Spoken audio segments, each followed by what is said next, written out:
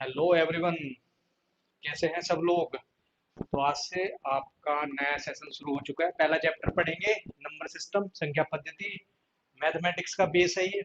इसी से आपके नेक्स्ट जो चैप्टर्स है सभी कवर होंगे। रीजन क्योंकि जब तक आपको नंबर्स की नॉलेज नहीं है, आप आगे चैप्टर कैसे समझेंगे। आप कैसे समझेंगे कि आपको फाइंड आउट क्या करना है। आप कैसे समझेंगे जब आपके पास कोई कैलकुलेशन आएगी, 8256 डिवाइडेड बाई 22। तो कैसे पता चलेगा, कहाँ से शुरू करोगे कि कहाँ से मैं इसको काटना शुरू करूँ। ऐसा कौन सा नंबर है जो इन दोनों नंबर को डिवाइड कर सकता है, वो कहाँ से पढ़ेंगे। डिविजिबिलिटी रूल किस में आता है, नंबर सिस्टम में। तो नंबर सिस्टम बहुत इंपॉर्टेंट चैप्टर होने वाला है आपके कोर्स के लिए, आपके पूरे मैथमेटिक्स के लिए, आपके पूरे जो आप एग्जाम तैयार कर रहे हैं उसकी तैयारी के लिए, राइट। तो नंबर सिस्टम शुरू करते हैं आज। और नंबर सिस्टम में क्या क्या पढ़ना है हमें, उसको देखते हैं। तो सबसे पहले आपको पता होना चाहिए जो हमारे सिलेबस में है वो डेसिमल सिस्टम है। Decimal system, right. दशमलव पद्धति। दशमलव पद्धति में आपके टोटल 10 डिजिट्स यूज होते हैं, 10 संख्याएं यूज होती हैं। वो कौन कौन सी है, वो है आपके 0, 1, 2, 3 अप टू 9, राइट। इन्हीं नंबर से, इन्हीं 10 संख्याओं से आपका पूरा गणित बना है, आपका पूरा कोर्स बना है। आपके जो एग्जाम में आने वाली है ये यही संख्याएं आएंगी, 0 से 9 तक 10 संख्याएं। दशमलव पद्धति में दो तरह की संख्याएं मिलेंगी आपको, रियल नंबर और imaginary number, right. Imaginary number, real number मतलब वास्तविक संख्या। तो अब जितने भी हम टाइप करेंगे नंबर्स के, वो सभी वास्तविक संख्याएं, रियल नंबर्स होने वाले हैं। इमेजिनरी नंबर हमारे सिलेबस में नहीं है, ये नहीं पूछा जाता है इमेजिनरी नंबर्स, राइट। तो 10वीं तक का कोर्स आता है हमारे सिलेबस में, उसमें हमारे रियल नंबर्स आते हैं। और रियल नंबर्स अब हम जितने भी सब पार्ट करने वाले हैं, चाहे मैं बात करूं नेचुरल नंबर्स की, प्राकृतिक संख्याएं की, होल नंबर, पूर्ण संख्या, जितने भी हम अब आगे टाइप पढ़ेंगे वो सभी रियल नंबर्स में आएंगे। इसको नोट डाउन कर लेना, राइट।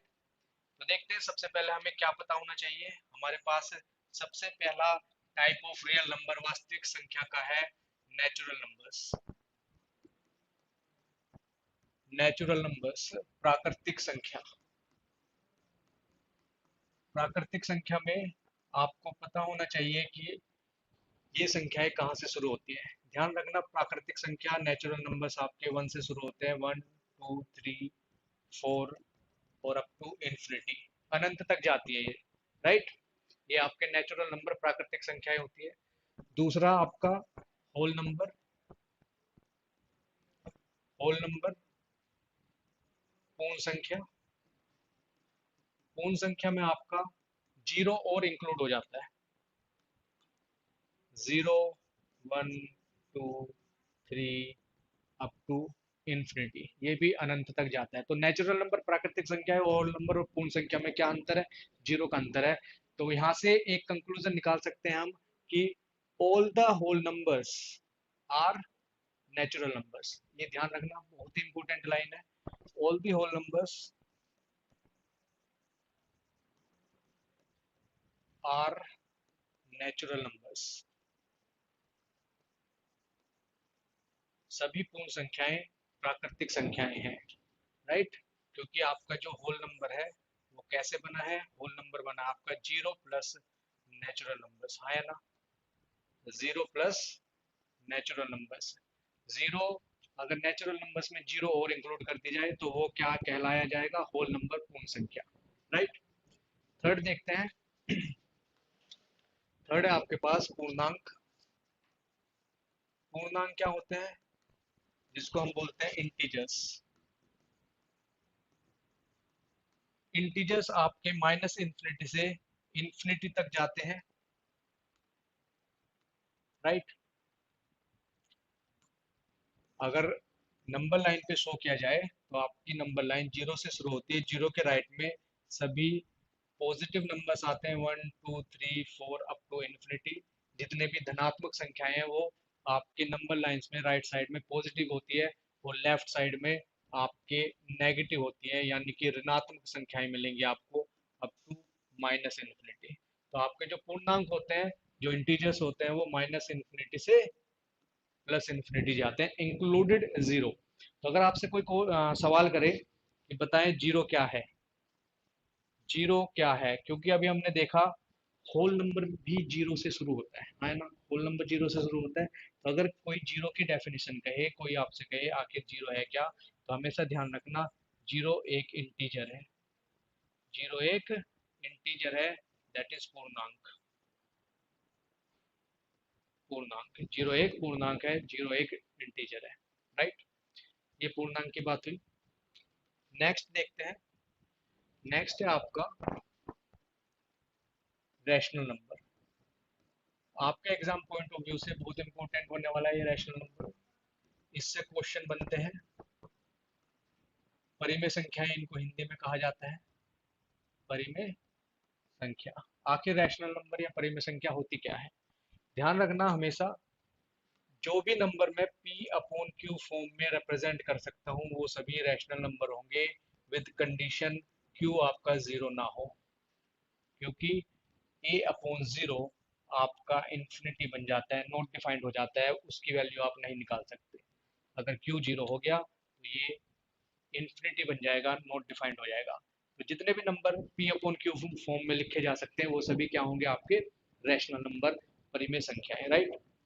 तो सबसे पहला रैशनल नंबर अगर मैं कहूँ पाँच चार, क्या ये रैशनल नंबर है, तो आपका जवाब होना चाहिए हाँ सर ये रैशनल नंबर है, क्योंकि पाँच के नीचे एक वन लगा हुआ है और जो इसको p अपॉन क्यू फॉर्म में बना देता है। क्लियर है ये बात। तो जितने भी नेचुरल नंबर है, प्राकृतिक संख्याएं हैं, वो सभी क्या है, rational number. One two three four जितने भी नेचुरल नंबर है वो सभी रैशनल नंबर कहलाए जाएंगे। सेकंड, क्या 0.5 0.7 आपके रैशनल नंबर है, तो आपका जवाब होगा जी सर ये भी रैशनल नंबर है, क्योंकि 0.5 को मैं 5/10 और 0.7 को मैं 7/10 लिख सकता हूँ, जो कि क्लियरली मुझे p अपॉन क्यू फॉर्म में दिख रहे हैं, 5/10 7/10 p upon Q form. Clear है ये बात। तो ये सभी आपके रैशनल नंबर, परिमेय संख्या होंगी। नेक्स्ट, अगर मैं आपसे कहता हूँ क्या √4, क्या √4 आपका रैशनल नंबर है, क्या √9 आपका रैशनल नंबर है, हाँ या ना। तो आपका जवाब होगा जी बिल्कुल सर, √4 रैशनल नंबर है, क्योंकि √4 से मैं दो बाहर निकाल सकता हूँ। और अगेन दो क्या है, आपका नेचुरल नंबर, और मैंने अभी आपको बताया था कि जितने भी नेचुरल नंबर है वो सभी p अपॉन क्यू फॉर्म में लिखे जा सकते हैं, दैट इज √4 भी आपका रैशनल नंबर है, √9 भी आपका रैशनल नंबर है, क्योंकि √9 से आप तीन बाहर निकाल सकते हैं। तो कंक्लूजन क्या लिखना है यहाँ पे आपको, कि all perfect squares, all perfect square are natural number, sorry rational number, right? All perfect square are rational number, सभी पूर्ण वर्ग परिमेय संख्या है। बहुत इंपॉर्टेंट है ये, इस पे डायरेक्ट क्वेश्चन आते हैं, राइट। ये बात नोट डाउन कर लीजिए, जितने भी परफेक्ट स्क्वायर हैं, जितने भी पूर्ण वर्ग है वो सभी परिमेय संख्याएं हैं, रैशनल नंबर्स है, राइट। नेक्स्ट देखो, अगर मैं आपसे कहूं कि क्या √5 या √10, √5 √10 या √8 रैशनल नंबर है, तो आपका क्या जवाब होगा, आपका जवाब होगा कि नहीं सर ये तीनों रैशनल नंबर नहीं है, ये तीनों परिमेय संख्याएं नहीं है, क्योंकि √5 को मैं रूट से, वर्ग से बाहर नहीं निकाल सकता, ये √5 ही रहेगा, √10 ही रहेगा, और √8 आपका टू रूट को होता है, फिर भी एक दो रूट के अंदर रह जाएगा। तो इसको मैं p अपॉन क्यू फॉर्म में नहीं लिख सकता हूँ तीनों ही नंबर को। तो यहाँ से नोट कीजिए कि all non perfect square, non perfect square are not rational number. जितने भी नॉन परफेक्ट स्क्वायर है वो सभी क्या है, वो सभी परिमेय संख्याएं नहीं है। क्लियर है इतनी बात? जो भी पूर्ण वर्ग नहीं है वो आपकी परिमेय संख्याएं नहीं है। क्लियर है? अब देखो यहाँ से क्वेश्चन क्या बनेगा आपका, रैशनल नंबर में जो नेक्स्ट हम करने वाले हैं वहां से बहुत क्वेश्चन आते हैं आपके एग्जाम में। नंबर सिस्टम का अगर फेवरेट क्वेश्चन है तो वो ये है क्या, कि एग्जामिनर आपसे कहेगा कि क्या 0.3333 और ये 3 अपने आप को इन्फिनिटी तक रिपीट कर रहा है, क्या ये रैशनल नंबर है, क्या ये परिमेय संख्याएं हैं? अगर ये 3333 बार बार अपने आप को रिपीट किया जा रहा है, अप टू इन्फिनिटी अनंत तक ये अपने आप को रिपीट कर रहा है, तो क्या ये रैशनल नंबर है, परिमेय संख्याएं हैं? तो देखते हैं हाँ या ना। देखो मैंने इस नंबर को x माना है, तो क्या मैं दोनों तरफ 10 से गुना कर सकता हूँ? बिल्कुल कर सकते हैं। तो ये 10x होगा, जब मैं यहाँ पे 10 से गुना करूंगा तो ये पॉइंट खिसक कर आगे आ जाएगा, तो ये क्या वैल्यू बनेगी, 3.333333। अगेन मैं लिख सकता हूँ 10x को बराबर 3 प्लस 0.3333, है ना? इसको तोड़ के लिख लिया हमने। अब देखो ये जो 0.33333 है, इसको माना क्या है हमने, हमने इसको माना है x। तो यहाँ से मैं कह सकता हूँ कि मेरा 10x जो है वो 3 जमा x के बराबर है ना? x को लेफ्ट साइड में लाएंगे तो यहाँ से 9x मिलेगा आपको, जो कि 3 के बराबर होगा। इट इम्प्लाइज x जो होगा आपका 3/9 होगा, जो कि क्या है, एक p अपॉन क्यू फॉर्म है ना? और p अपॉन क्यू फॉर्म क्या होती है, रैशनल नंबर, वो परिमेय संख्या होती है। इट मीन्स जितने भी आपके repeating and non terminating, repeating and non terminating decimals हैं, नॉन टर्मिनेटिंग डेसिमल्स, वो सभी क्या है आपके परिमेय संख्याएं हैं, रैशनल नंबर। जो भी डेसिमल संख्याएं अपने आप को बार बार रिपीट कर रही है वो नॉन टर्मिनेटिंग है। नॉन टर्मिनेटिंग का मतलब है कि जो कहीं भी जाकर नहीं रुकेगी अप टू इन्फिनिटी, हमें नहीं पता वो कहाँ तक अपने आप को रिपीट कर रही है, तो वो ऐसे डेसिमल क्या कहलाए जाएंगे, ऐसे डेसिमल कहलाए जाएंगे आपके रैशनल नंबर। तो ये भी रैशनल नंबर है। आगे इस पे ध्यान रखना, ये जो रिपीटेशन है इसको रिप्रेजेंट करने का एक तरीका है, और उस रिप्रेजेंटेशन को क्या कहेंगे, x बराबर 0.3 बार। इस सिंबल को कहते हैं बार। और बार का क्या मतलब होता है, बार उस नंबर के ऊपर लगता है जो पॉइंट के बाद, जो दशमलव के बाद अपने आप को रिपीट कर रहा है बार बार। इस केस में x बराबर 0.3333, दशमलव पॉइंट के बाद 3 अपने आप को बार बार रिपीट कर रहा है, इसलिए 3 के ऊपर बार लगा दिया। तो ये बार हमें बताएगा कि कौन सा नंबर अपने आप को बार बार रिपीट कर रहा है। अब देखो x मान के हम p अपॉन q फॉर्म निकाल सकते हैं। आपका एग्जाम में यही आता है कि बताएं 0.3 बार की फ्रैक्शन वैल्यू क्या है, भिन्न संख्या क्या है, p अपॉन q फॉर्म क्या है 0.3 बार की। तो इसको डायरेक्ट निकालने का क्या तरीका है, ध्यान रखना, x को मैं लिख सकता हूँ 3/9। कैसे आया था, दशमलव के बाद जो अंक है वो एज इट इज आपके अंश में न्यूमरेटर में आएगा, और डिनोमिनेटर में हर में आपके उतने ही नो आएंगे जितने नंबर के ऊपर बार है। क्या कहा मैंने, एक बार फिर से सुनिए, बहुत ही आसान है इसको निकालना, p अपॉन क्यू फॉर्म में लिखना। मैंने कहा 0.3 बार को p अपॉन क्यू फॉर्म में कैसे लिखेंगे, या 0.24 बार को p अपॉन क्यू फॉर्म में कैसे लिखेंगे।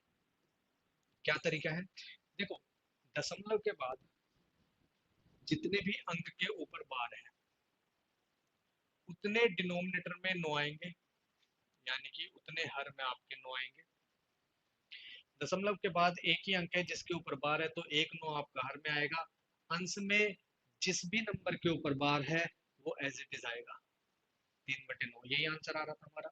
अगर 0.24 बार की बात करें तो हर में आपके डिनोमिनेटर में जितने नंबर के ऊपर बार है उतने नो आएंगे, 2 नंबर के ऊपर बार है तो 2 नो आ जाएंगे, और अंश में न्यूमरेटर में जिस भी नंबर के ऊपर बार है वो as it is, that is 24/99। ये आपका direct P upon Q form होगी 0.24 बार की। इतनी बात क्लियर है।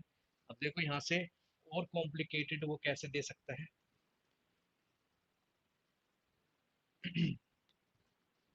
नेक्स्ट है आपका, अगर उसने वैल्यू पूछी 0.12 बार, ये आपके वैल्यू पूछी गई है, इसकी पी अपॉन क्यू फॉर्म क्या होगी। देखो अगेन, न्यूमरेटर के लिए यानी कि अंश के लिए दशमलव के बाद जितने भी नंबर है वो एज इट इज आ जाएंगे, that is 12 as it is आ गया। और इस 12 में से घटा दीजिए वो नंबर जिसके ऊपर बार नहीं है। बार किस नंबर के ऊपर नहीं है, एक के ऊपर, तो 12 में से एक घट जाएगा। अंश के लिए आपका मेथड वही होने वाला है, जिस जितने भी नंबर के ऊपर दशमलव के बाद जितने भी नंबर के ऊपर बार है उतने 9। एक नंबर के ऊपर बार है तो एक 9 आएगा, और जितने नंबर के ऊपर बार नहीं है उतनी 0, दैट इज 90। तो इसका आंसर क्या होगा, 11/90। क्लियर है इतनी बात। दूसरे एग्जांपल से समझो। 0.143 बार, इसकी आपसे पूछी गई है पी अपॉन क्यू फॉर्म क्या होगी। अंश में मैंने बताया है, न्यूमरेटर में मैंने बताया है, दशमलव के बाद जो नंबर है वो as it is, that is 143 as it is आ जाएगा। उसमें से नंबर घटा दीजिए जितने नंबर के ऊपर बार नहीं है। एक नंबर के ऊपर बार नहीं है यानी कि ये जो एक है ये इसमें से घट जाएगा, डिवाइडेड बाई जितने नंबर के ऊपर बार है उतने 9। दो नंबर के ऊपर बार है तो दो 9, और जितने नंबर के ऊपर बार नहीं है उतनी 0।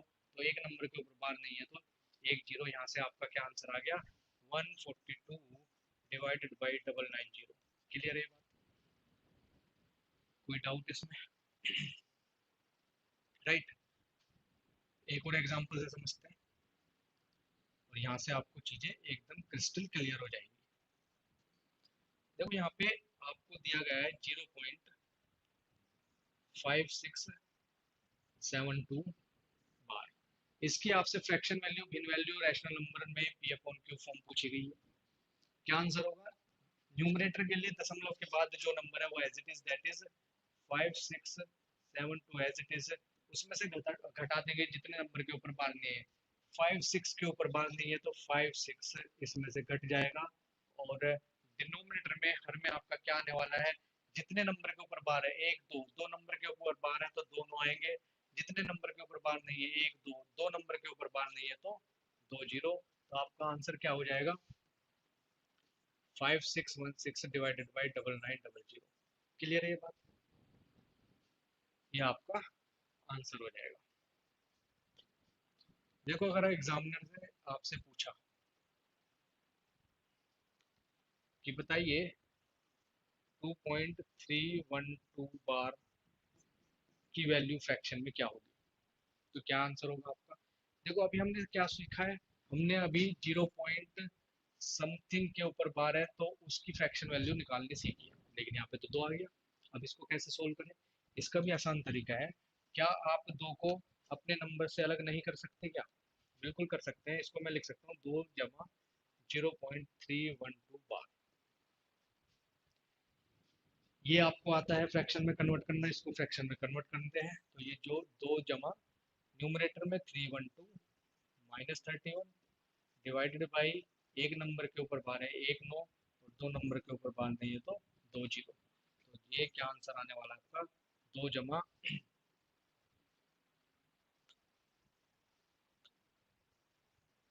281 डिवाइडेड बाई 900। तो यहाँ से क्या मिलेगा आपको, 1800 जमा 281 डिवाइडेड बाई 900। क्लियर है बात, तो यहाँ से आपको मिल जाएगा डिवाइडेड बाई 900। तो फ्रैक्शन वैल्यू आपकी आ जाएगी 2081 डिवाइडेड बाई 900। क्लियर है बात, तो रैशनल नंबर आपका एकदम क्लियर हो चुका होगा। यहाँ से यही क्वेश्चंस बनते हैं। राइट। देखो नेक्स्ट चलते हैं। नेक्स्ट है आपका इर्रेशनल नंबर, अपरिमेय संख्याएं।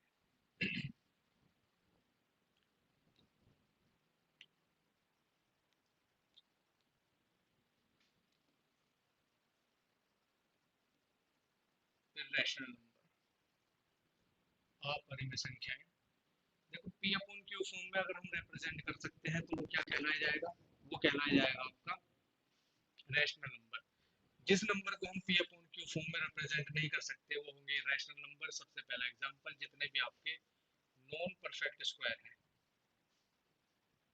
Non perfect square that is वे सभी नंबर जिनको हम रूट से बाहर नहीं निकाल सकते, जो अभी हमने डिस्कस किया है, √5, √8, √27, ये सभी क्या है आपके इर्रेशनल नंबर है। इनको हम रूट से बाहर नहीं निकाल सकते। √5 नहीं निकलेगा।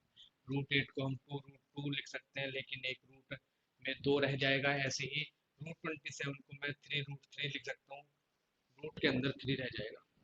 क्लियर है इतनी बात, राइट। दूसरा बहुत ही इंपॉर्टेंट है, इस पे क्वेश्चन आया भी है कि आपसे पूछा गया है कि पाई आखिर है क्या।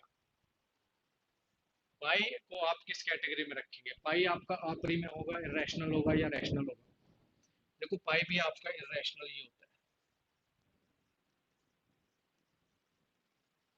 अब आपके मन में आएगा कि पाई तो हमने सर पढ़ा है कि 22/7 होता है, जो कि clearly P upon Q form में। लेकिन जब आप 22 को 7 से डिवाइड करेंगे, देखो यहाँ पे समझने की कोशिश करो ये इरेशनल नंबर क्यों है। पाई आपका इरेशनल नंबर है क्योंकि जब हम 22/7 लिखते हैं तो ये आपकी अप्रोक्स वैल्यू है, ये एग्जैक्ट वैल्यू नहीं है पाई की। पाई आपने 3.14 पढ़ के ही छोड़ दिया है। ये आपकी फ्रैक्शन वैल्यू है, ये आपकी अप्रोक्स वैल्यू है, क्योंकि जब 22 को 7 से डिवाइड करते हैं तो ये आपका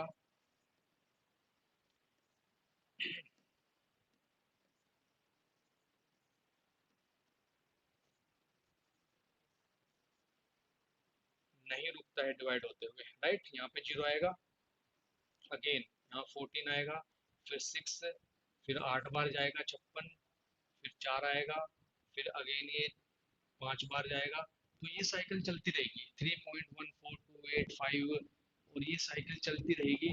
और इसमें कोई फिक्स्ड पैटर्न भी नहीं है, कोई नंबर अपने आप को रिपीट भी नहीं कर रहा है। जैसा हमने पढ़ा था इससे पहले केस में कि 0.33, वहां पे हमें दिख रहा था कि पॉइंट के बाद हमारा नंबर कहाँ पे रिपीट कर रहा है।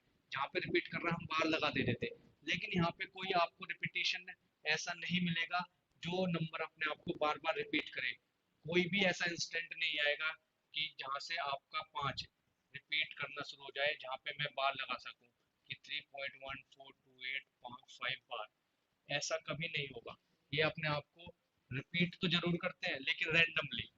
ये नंबर आप भाग करके देखिए, इससे आगे भी भाग करके देखिए, 1428622, ऐसे आपके नंबर आते जाएंगे आपको इन्फिनिटी। कहीं पे आप बार नहीं लगा सकते हैं, और जब आप बार नहीं लगा सकते हैं उस नंबर को आप पी अपॉन क्यू फॉर्म में कन्वर्ट नहीं कर सकते हैं।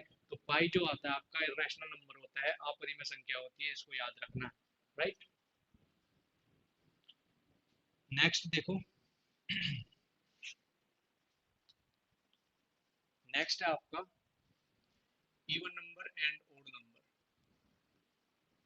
इवन नंबर्स, सम संख्याएं। देखो इवन नंबर क्या होते हैं? इवन नंबर्स वो नंबर्स होते हैं जो आपके 2 से डिवाइड हो जाए, 2 से डिवाइड हो जाए, 2, 4, 6, 8, 10, ये सभी क्या है आपके इवन नंबर्स है जो 2 से इजिली डिविजिबल हो जाए। ओड नंबर्स क्या होते हैं? विषम संख्याएं क्या होती है? विषम संख्याएं क्या होती है? जो नंबर्स आपके 2 से डिवाइड ना हो, दैट इज 1, 3, 5, 7, 9, 11, जो नंबर हम 2 से डिवाइड नहीं कर सकते, राइट, वो सभी क्या है आपकी विषम संख्याएं हैं, ओड नंबर। क्लियर है इतनी बात? वो सभी ओड नंबर्स हैं। तो इवन नंबर्स और ओड नंबर्स में आपको इतना ही जानना है। क्लियर? नेक्स्ट देखो, प्राइम संख्या।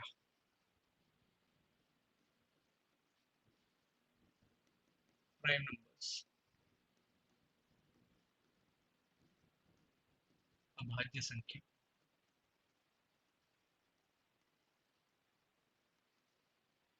देखो प्राइम नंबर्स क्या होते हैं? ऐसे नंबर्स जो केवल और केवल अपने आप से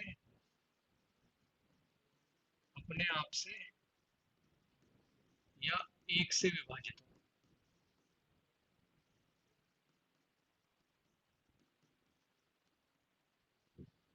देखो 1 से हर नंबर विभाजित होता है, कोई भी नंबर ऐसा नहीं है जो 1 से विभाजित नहीं होता है।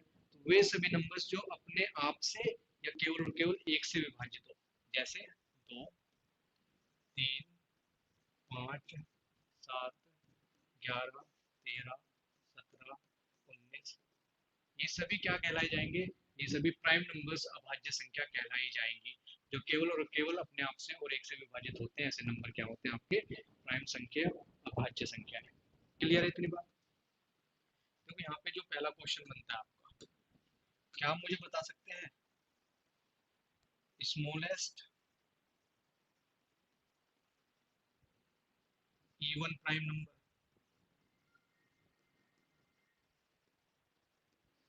सबसे छोटा, सबसे छोटी सम संख्या।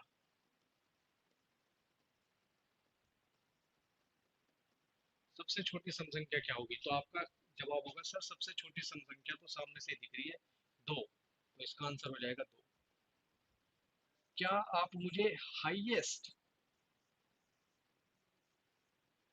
इवन प्राइम नंबर बता सकते हैं? सबसे बड़ी अभाज्य सम संख्या बता सकते हैं आप मुझे? देखो इसका भी आंसर 2 ही होगा, रीजन बताता हूँ मैं। सबसे छोटी और सबसे बड़ी इवन प्राइम नंबर, सबसे छोटा और सबसे बड़ा जो है आपकी सम संख्या, अभाज्य सम संख्या आपकी 2 ही होगी। सबसे छोटी आपको समझ में आ रहा है कि सबसे छोटी 2 से प्राइम नंबर अगर शुरू हो रहा है तो सबसे छोटी 2 ही है। हाईएस्ट आपकी 2 होगी, क्योंकि 2 के बाद आपको कोई प्राइम नंबर नहीं मिलने वाला जो 2 से विभाजित हो। देखो 2 के बाद अगर इवन नंबर की बात करें, क्या हो गए वो? 4 होंगे, 6 होंगे, 8 होंगे या 10 होंगे, हाँ है ना? 2 के बाद यही मिलने वाले हैं, यानी कि जितने भी नंबर आपको मिलेंगे उसको 2 से डिवाइड होंगे ही होंगे। लेकिन प्राइम नंबर की क्या डेफिनेशन है? वो नंबर जो केवल 1 से और अपने आप से डिवाइड हो। 4 जो है 1 से भी होता है, अपने आप से भी होता है, लेकिन 2 से भी होता है। इसकी गलती ये है, 4, 6, 8 जितने भी आगे आपको इवन नंबर्स मिलने वाले हैं वो सभी प्राइम हो ही नहीं सकते कभी भी 2 के बाद। क्लियर है बात? क्योंकि 2 के बाद आपके जितने भी नंबर होंगे वो सभी 2 से विभाजित होने वाले हैं, क्योंकि इवन नंबर की डेफिनेशन यही है जो नंबर 2 से विभाजित हो जाए। क्लियर है? तो ये बात आपको क्लियर होगी। ये क्वेश्चन आया हुआ है सेकंड नंबर का question, highest even prime number, तो ये आपका इसका भी आंसर 2 है। नेक्स्ट जो क्वेश्चन आपका बनता है प्राइम नंबर से, वो क्या बनता है? वो आपका क्वेश्चन बनता है if we multiply all the prime numbers,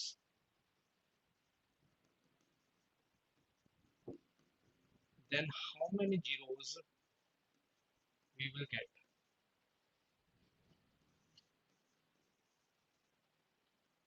We will get यदि सभी अभाज्य संख्याओं को एक साथ गुना कर दिया जाए,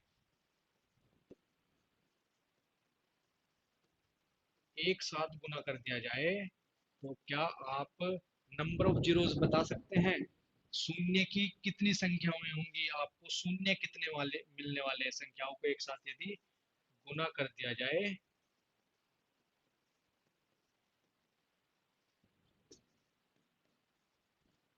तो शून्य कितने प्राप्त होंगे? शून्य कितने प्राप्त होंगे, दैट इज जीरो, आपको कितनी मिलेगी?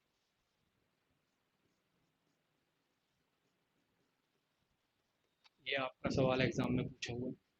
कितनी जीरोस मिलेंगी बताएगा कोई मुझे? कितनी जीरोस मिलेगी? देखो सिंपल सा कॉन्सेप्ट है। प्राइम नंबर होते हैं आपके 2, 3, 5, 7, 11, 13, 17, 19, 23, इस तरह से आगे ये चलते जाएंगे, राइट? देखो शून्य या जीरो प्राप्त करने के लिए आपको क्या चाहिए? या तो सामने आपको शून्य दिख रहा हो जैसे 10, 100, 1000, इसको देखते ही आप कह देंगे कि भाई 10 में तो एक जीरो है, 100 में 2 जीरो और 1000 में 3 जीरो।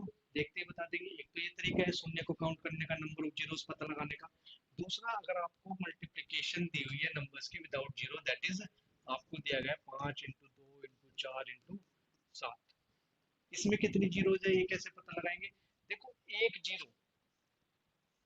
जीरो मिनिमम बनने के लिए आपको कम से कम 1 5 और 1 2 का होना अनिवार्य है, ये जरूरी है। 1 5 और 1 2, अगर 5 और 2 आपस में नहीं मिलेंगे, आपस में गुना नहीं होगी उनकी, तो आपको कभी जीरो नहीं मिलने वाला, क्योंकि एक जीरो आपका 5 × 2 से ही बनता है 10। एक जीरो की संख्या आपकी, एक जीरो अगर आपको चाहिए तो उसके लिए मिनिमम 1 5 और 1 2 चाहिए ही चाहिए। 5 को 2 के अलावा किसी से भी गुना कर दो, कभी आपको जीरो नहीं मिलने वाली, या मिलेगी? कभी भी आपको जीरो नहीं मिलेगी। अगर 5 को आप 2 के अलावा किसी से भी गुना कर दो, ऐसे ही 2 को 5 के अलावा किसी से भी गुना कर दो, कभी भी आपको जीरो नहीं मिलने वाली, है ना? क्लियर है बात? कभी भी आपको जीरो नहीं मिलने वाली। तो 1 5 और 1 2 का होना जरूरी है जीरोस के लिए। अगर मैं प्राइम नंबर की बात करूं, प्राइम नंबर्स की बात करूं, तो यहाँ पे देखो 10 100 1000, ये तो कभी मिलेगा ही नहीं, या मिलेगा? कभी नहीं मिलने वाला आपको 10, जितने भी प्राइम नंबर्स आगे चलेंगे 10 कभी नहीं मिलने वाला। क्यों? क्योंकि 10 आपका अपने आप से, एक से और दो से भी होता है, पांच से भी होता है, ये प्राइम नंबर है नहीं। तो जीरो वाला नंबर आपको कभी मिलने नहीं वाला। और मिनिमम जीरो के लिए आपको 1 2 और 1 5 चाहिए, और 1 2 और 1 5 के बाद आगे आपको कभी 2 और 5 नहीं मिलने वाले, है ना? देखो 5 का पहला नंबर 5 होगा, दूसरा नंबर 25 होगा, लेकिन ये क्या आपको प्राइम नंबर में मिलेगा? कभी नहीं मिलेगा, क्योंकि 25 अपने आप से भी होता है, एक से भी होता है और 5 से भी होता है, ये आपका प्राइम नंबर नहीं होने वाला। ऐसे ही दो का मैंने आपको समझाया ही है कि दो भी एक ही है। तो अगर पूरे प्राइम नंबर जितने भी इस दुनिया में प्राइम नंबर है, उनमें केवल 1 2 और 1 5 ही में आपको मिलेगा, यानी कि केवल और केवल एक शून्य आपको मिलने वाला है। तो नंबर ऑफ जीरोस कितनी होंगी? नंबर ऑफ जीरोस होंगी आपकी एक जीरो मिलेगी, जितने सभी प्राइम नंबर को आप मल्टीप्लाई कर दो, जीरो आपको एक मिलेगी। क्लियर है इतनी बात? नेक्स्ट देखो, composite numbers. Composite numbers that is भाज्य संख्याएं। भाज्य संख्याएं, देखो प्राइम नंबर को छोड़ के जितनी भी संख्याएं बची आपकी, वो सभी क्या होंगे? आपके कॉम्पोजिट नंबर्स। क्लियर है बात? प्राइम नंबर को छोड़ के जितने भी नंबर्स हैं, जितनी भी संख्याएं, वो सभी प्राइम नंबर कॉम्पोजिट नंबर्स हैं, भाज्य संख्याएं हैं। राइट? इसमें इतना ही जानना है आपको। नेक्स्ट है आपका को प्राइम पेयर।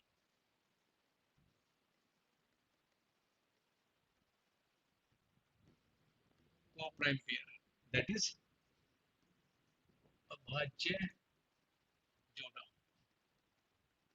देखो ऐसे जोड़े जो को प्राइम हो। को प्राइम का मतलब ये है कि आपने लिखा 2 और 3, क्या ये जोड़ा, क्या ये पेयर को प्राइम है? इसका कैसा पता करेंगे? देखो नंबर्स का अगर एचसीएफ 1 है, तो वो जोड़ा, वो पेयर को प्राइम कहलाया जाएगा। इस जोड़े का 2 और 3 का जो एचसीएफ है वो 1 है ना? देखो एचसीएफ क्या होता है? जो दोनों में कॉमन हो, ऐसी संख्या जो दोनों में कॉमन हो, और दोनों में कॉमन 1 है, तो ये आपका क्या होगा? को प्राइम पेयर। इट मींस एक को छोड़ के दोनों में कुछ भी कॉमन ना हो, तो वो आपका को प्राइम पेयर होगा। अगर मैं यहाँ पे लिख दूं 8 और 16, तो ये क्या है आपका नंबर? ये को प्राइम नहीं है, ये अभाज्य जोड़ा नहीं है। क्यों? क्योंकि आपका 8 2 × 2 × 2 से बना है, 16 2 × 2 × 2 से है। बहुत सारे दो कॉमन है दोनों में, 3 कॉमन है ना, 3 2 कॉमन है दोनों में, एक को छोड़ के दो भी कॉमन है। इट मींस ये आपका को प्राइम पेयर अभाज्य जोड़ा नहीं है। ऐसे ही अगर मैं बात करूं यहाँ पे 9 और 18 की, ये भी आपका को प्राइम जोड़ा नहीं है, क्योंकि 9 और 18 आपका 9 × 2 से बना है, दोनों में 9 कॉमन है, ये भी आपका जोड़ा को प्राइम पेयर अभाज्य जोड़ा नहीं है। लेकिन अगर मैं बात करूं 21 और 25 की, तो ये आपका जोड़ा को प्राइम पेयर कहलाया जाएगा, क्योंकि दोनों का एचसीएफ 1 ही है, दोनों में एक के अलावा कुछ भी कॉमन नहीं है। 21 को लिख सकते हैं 7 या 21, 25 को 5 × 5, दोनों में कुछ भी कॉमन नहीं है एक को छोड़ के। क्लियर है ये बात? तो नेक्स्ट क्लास में मिलते हैं ऐसे ही धमाकेदार टॉपिक्स एंड सब टॉपिक्स के साथ। सीखिए चीजों को सीखना जरूरी है, सिखाएंगे हम आपको बहुत अच्छी तरीके से। एक एक चीज आपके दिमाग में बैठ जाएगी और आपका जो मैथ का डर है वो निकल जाएगा। ये बात है, राइट? तो नेक्स्ट क्लास में मिलते हैं।